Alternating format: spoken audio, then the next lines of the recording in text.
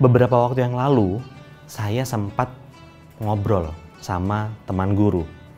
Dia mengatakan katanya bahwa, Pak, saya sudah menggunakan teknologi, tapi kok ternyata murid-murid saya tetap aja Pak ya, belajarnya tidak bermakna, belajarnya kurang mengasyikkan. Nah, jadi sebenarnya apa yang salah?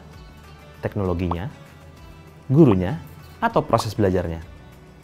Di video ini, kita akan mencari tahu apa yang perlu kita perhatikan ketika kita akan menggunakan teknologi dalam proses pengajaran.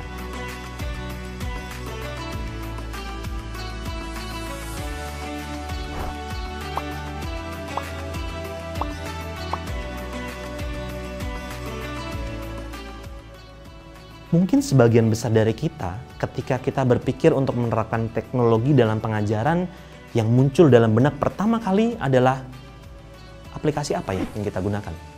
Atau website apa yang harus kita kunjungi?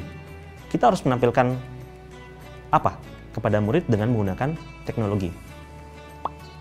Percaya atau tidak, sebelum melangkah jauh ke pertanyaan itu, kita harus mendefinisikan terlebih dahulu beberapa poin penting. Dr. Catherine dalam risetnya menyebutkan bahwa dalam penggunaan teknologi di suatu proses pengajaran ada 3 tahapan yang harus sangat kita perhatikan.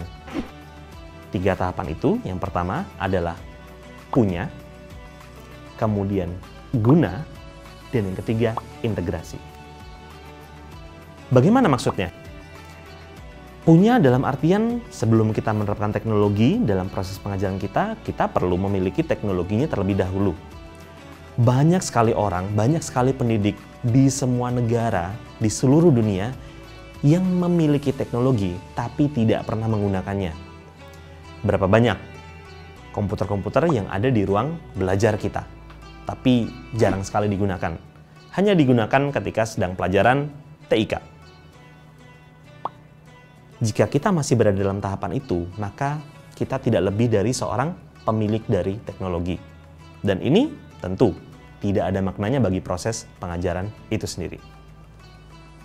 Di tahapan yang kedua, ketika kita sudah memiliki teknologinya, maka hanya sebagian kecil dari kita yang menggunakan teknologi itu.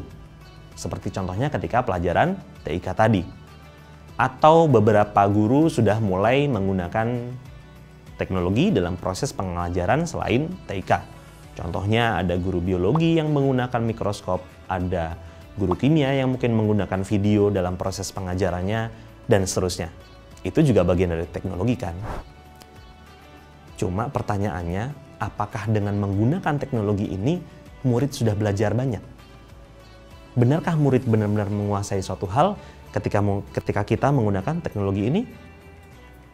Belum tentu. Maka untuk menghadirkan proses pembelajaran yang bermakna, maka kita harus mulai berubah.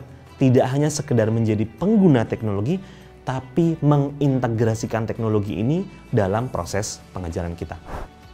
Lantas, bagaimana cara kita mengintegrasikan teknologi dalam suatu proses pengajaran? Nah, sebelum menjawab pertanyaan itu, kita perlu memahami bersama-sama terlebih dahulu bahwa bagaimanapun proses pengajaran intinya ada di pedagogiknya. Jadi, sebelum kita mencari tahu bagaimana caranya integrasi, kita harus tentukan terlebih dahulu. Yang pertama, apa sih tujuan pengajaran ini? Apa yang ingin dicapai? Apa yang jadi tujuan belajar? Yang kedua, kita tentukan aspek pedagogiknya. Jadi, bagaimana aspek pedagogik untuk membantu murid mencapai tujuan belajarnya. Setelah kita mendefinisikan, menentukan aspek-aspek pedagogik seperti apa, bagaimana tahap pengajarannya, baru kita pikirkan gimana ya teknologi bisa membantu proses-proses tertentu dalam pengajaran itu sendiri. Seperti misalnya, ketika dalam proses pengajaran kita sangat ingin murid ini mengakses informasi tertentu. Kemudian kita merasa sepertinya akan lebih efektif kalau menggunakan teknologi tertentu. Ya sangat mungkin, barulah di sana kita memasukkan aspek teknologi. Atau kita menggunakan teknologi untuk proses assessment. Itu juga sangat mungkin. Tapi tentunya integrasi ini tidak akan mungkin bisa tercapai ketika kita langsung menggunakan teknologi dalam proses pengajaran. Jadi sekali lagi, tujuannya ditentukan terlebih dahulu, kemudian aspek pedagogiknya, baru menentukan teknologinya. Dalam memilih teknologi, kita juga harus perhatikan, jangan sampai dengan adanya teknologi itu justru membuat proses pengajaran tidak tercapai. Jadi kita harus menggunakan teknologi yang akan bisa membuat proses belajar lebih mudah, lebih murah, lebih efisien untuk mencapai tujuan pengajaran. Jadi kesimpulannya, sebelum kita menentukan mau menggunakan teknologi apa, hal pertama yang harus kita tentukan adalah apa tujuan pengajarannya. Yang kedua, aspek pedagogiknya bagaimana untuk mencapai tujuan pengajaran ini. Baru setelah itu kita tentukan teknologi apa yang paling tepat untuk mengisi bagian-bagian dari aspek pedagogik tertentu. Jadi ingat ya, setelah nonton video ini, jangan lagi terpikir ketika mau mengajar, pakai teknologi apa ya?